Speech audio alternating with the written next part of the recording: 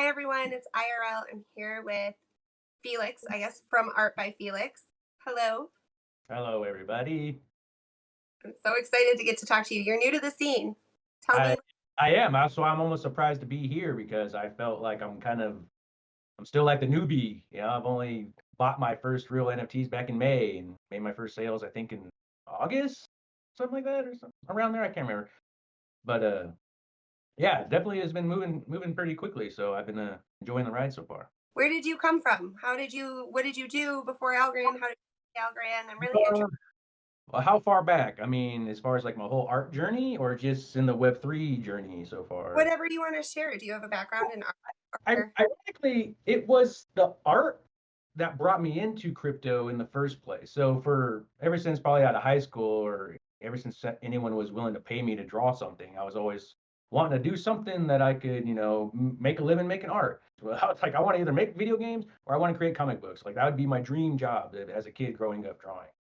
And then it just, as I got older, it was a little bit more obvious that that's not exactly the field that I would want to get in, not so much because of the lack of artisticness behind it, but just so much of like the corporation, like you have to meet deadlines, you got to do this. I was like, I kind of like more of that freestyle of creativity where you're just a self-made artist. So there's been artists that I would be following for quite some time now that were doing styles that I liked, and was like, I want to do stuff like that where they're just, putting out their prints and they're making calendars and they're doing t-shirts of just all their own characters and art, and they're getting enough support where they can sustain themselves on their own. I was like, that's cool. Like that's where I would want to kind of really, if I could do it, I'd like to do it like that, like a self-made artist. Not a couple of years back, I think it was right the first year or so during the COVID, when no one was allowed to go do anything.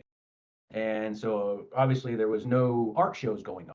So there was no galleries happening. No one was having art shows where people could, meet their artists, buy their originals, buy their prints, yada yada, like there were. And one of the artists that I would follow, uh, he was the first one I remember seeing mentioning, "Hey, I'm gonna dive into these NFT things," and he was selling them on OpenSea over on Ethereum. And so that was the first time that I was like, what what the hell is this anyway? Because I respected the hell out of his artwork. So I figured if anyone's going to have an idea of what this is about, I would, I'd be willing to take this guy's, like, okay, if he's doing these things, then maybe I should look into what this is about, selling digital art. It kind of like took me a while to process, like, but at the same time, there was everyone in the thread was talking about, oh, this is terrible. How could you do this? What are you thinking? NFTs are terrible. Oh God, they're so bad for the environment. You bastard. Like, what are you doing? And I was like, why is he getting so much heat for this? Like everyone, I thought everyone loves his art. Like, so what if he's trying to find a new way to sell it? So then I had to find out about the whole, oh, it's not, it's all bad for the environment because it's not eco-friendly and all. So it was that just the whole that was my whole experience first with crypto, and it was from the art and the NFT scene. So I've kind of done a little bit of everything. I mean, like I said, out of high school, it was uh, well, out of high school, I was helping me manage our family's little skateboard shop that we had for a couple of years. And during that, I was making board graphics, trying to design skateboard graphics and making apparel and doing wheel designs, and was trying to make all of that. And then after that happened, I got out of that. And like I said, that's why I wish there wasn't these times in my life where I just never had the desire to pursue it as like an actual, you know, profession. It was always just more like a passive hobby of mine. And then only in the most recent years, I was like, why, why not? I kick myself in the butt every time I think about it. And I always try to tell my younger brother, who's in his mid 20s now, don't be like me and wind up in your 30s and finally decide, hey, here's what I want to do with my life. It's like, find what you love and just stick with it. Yeah, have a job, have a way to pay your bills and do your normal things, but never give up on what you love to do. And that's Right. where, and there was too many times where it just wasn't, I had these moments of, I can do this. No, no, I can't do this. And I can do this. No one cares about what I'm doing. And so I struggle with that even to this day, where I try to make work at a pace where I'm not burning myself out, where I'm not loving what I'm doing. And so far it's been working out pretty well, I think. It's pretty obvious. Like I've seen some of your work in progress photos. And it's obvious like you get a thrill out of, I don't know whether you call it doodling or sketching, but like you get a thrill out of like even figuring out what the piece is going to be. And then I feel like once you get those sketches done and you're like, okay, I'm going to start inking it or whatever, um, it's almost like an evolution of it, right? Yeah, yeah, yeah. Yeah, yeah, that's a good way to describe it. Because like, I guess what my problem was when I was younger was I would always be drawing, but there was never any refinement. There was never any going back and making it nicer and really fleshing it out more to make it a final piece. I had very little final pieces. So I always had this kind of struggle with myself, like why spend the time when no one cares about what I'm making? But I was always making stuff anyways, and so it was kind of nice during the streaming thing because I was able to for a while there meet enough people that were asking me to help them make like mascot characters or custom logos or little emotes, stuff like that. So I was like, hey, yes, I can still do my streaming thing like I like, but I'm doing other streamers' art as well. And so it was kind of getting my name out a little bit in those circles. I have almost everything to do something artistic. So I can't be more grateful to the Algo fam and just the entire kind of Algo NFT scene as a whole for being so accepting and vibing with what I make. Well, And and you have like a style, right? I would say like the monster lettering is just killer, and I yeah, love it. That's not the only thing you do, and you have kind of made your rounds through Instagram doing some pieces here and there for other projects. I don't know if you want to like kind of run me through a highlights reel. after the my initial crypto logo monster. So those were the ones that I guess got me in the scene. And then the first collab would have been with the orangutans.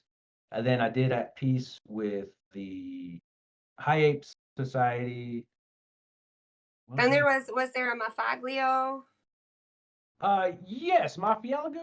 I Mafia? currently working on their Gen 2s right now with them. So it's up on my tablet at the moment. I want to share it, but I don't know what I'm allowed to share.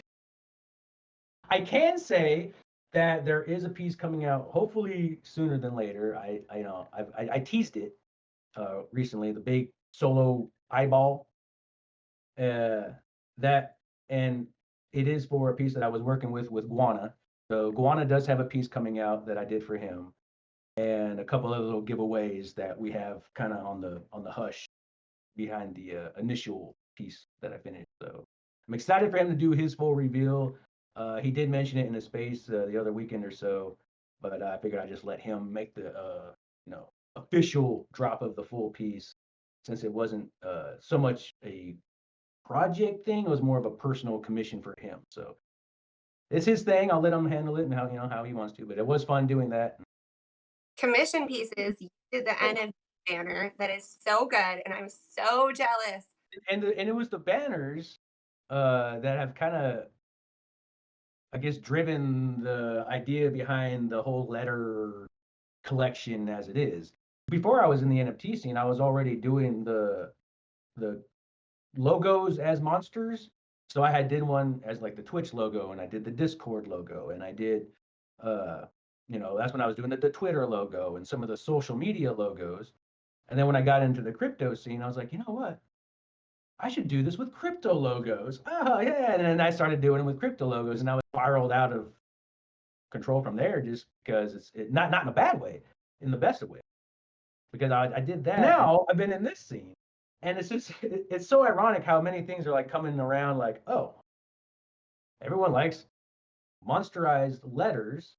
And now, like for you and NFD and Para token, there's been enough people that have been asking, like, hey, can you do these letters? Do these letters? I was like, you know what? I guess I'll just do the alphabet. And so that's what's got me coming back around. So I'm doing the whole alphabet. And that's basically just kind of the idea behind it is people would ask, hey, how much would you charge Yeah, to do these letters and make a banner? And then I'd give them a price. And then, yeah. So I was like, I understand, it is, not everyone can afford a custom piece. having a middle ground saying, here's an option for when you want a piece by Art Felix, but you don't want the investment of like a custom piece. There's this kind of semi customizable option instead of a custom. Yeah, yeah. And so I've always had this sort of mentality where if I don't like it, I won't sell it.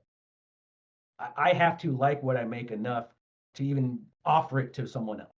So I feel like all these characters, if I'm not saying that's cool, like if I can't convince myself it looks cool, then it's not going to be available. That's what it's about first and foremost. It's you like my art. That's why you're buying these. Oh, and they also second as a typeface if you want to create a custom banner for yourself. That's also an available option. So there's a lot of different kind of ideas I have to make this collection what it is, but it's really still just like my baby project. Like I got bigger ideas for much bigger projects and more elaborate artwork and generative kind of stuff that I just don't got the time for. But that's what I'm hoping I'm working towards with all these different collabs. And if I get my drops and just play my cards right, that within hopefully within the next year's time, I can pursue this full time and then have all the time to pursue all the biggest kind of endeavors that I have back. At least that's the goal. That's the hope. I think it would be cool to shuffle the consonants and then have to buy your vowels like you do, like with Wheel of Fortune. Huh? I actually like that idea. Yeah, you can buy the vowels, the ones you know you need, and then hope you pull the other ones. I actually I hope you don't mind if I take that approach. Take it away. I think it also would make it fun for secondary. We also get the people that want to collect enough to spell both their kids' names or their dog's name or all 5 of their cats' names, whatever. I think if it's cool. Do you have? I know you're chipping away at the letters. I got it all drawn. All the sketches. They're all the sketches are done. Just now I'm back to the inks. So it's kind of juggling between working on the Mafia's Gen 2s, and then when I got some free time, try to keep doing some inking on the letters. So it's a bit of a juggling act between the projects right now. But yeah, it's weird because sometimes just the concept and doodling part of it is the longest part of the process. Just trying to make a character that I'm happy with before I just nail out the details and like, okay, he finally looks cool enough. Now I can flesh it out a little bit more enough. But getting that initial look, I think sometimes takes longer than the whole rest of the process. You use primarily Photoshop, you said? Yeah, pretty much Photoshop. For a while there, I was doing like a lot of vector art, so I got pretty used to using Illustrator, and now I'm trying to figure out how to use Procreate. So again, I'm learning new things and new software, new styles of how to color things. Been around for a little while. I feel like you've got your feet firmly planted in Algorand land. You have experienced it. I'll go home now. Yes. So, what would you go back and tell yourself maybe back in May or April about kind of getting familiar with the Algo fam, getting familiar with trying to sell art, and then getting familiar with blockchain and how it works? So, what would I told myself? Buy more crazy gooses and buy more. Had I known, I would have told myself stuff like that. But like, been nothing short of almost life changing as far as just how I pursue what I do now. I feel like I got much more of a purpose in what I'm creating because of just the sort of community feedback and general interest in. Have collected your art from all over the world at this point. How cool is that? Yes, that's what I'm saying. Where it almost feels surreal sometimes to me, where I'm like, because I'm like I said, I've been doing this for so long that I've almost landlocked my own mind. Did not expect that. Like I always kind of tread lightly whenever I was been doing anything new like this, and so NFTs were no different. That's why I think I set up my official first algo wallet back like 2 days after my birthday this past May. So I'm still pretty new to the NFT scene. I mean, I was kind of more of a window watching, like what's going on in there before I actually stepped foot in the store and decided to make a purchase. You know what I'm saying? I think that's the coolest thing for me with NFTs from just like a artist creator's perspective is how you can make your art do something.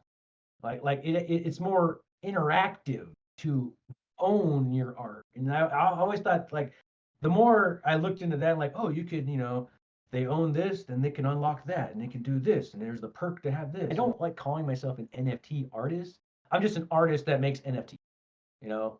be more grateful for, like I said, the feedback and the overall positive response that I have seen.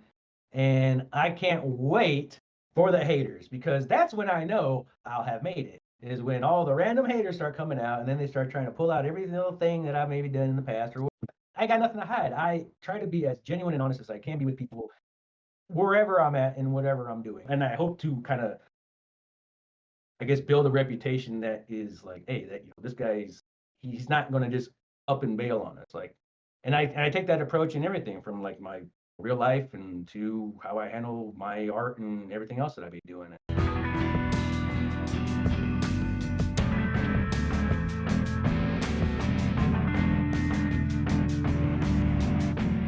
Had a South Park character in your own likeness? It is. I was just bored. Even has a like bit of facial hair.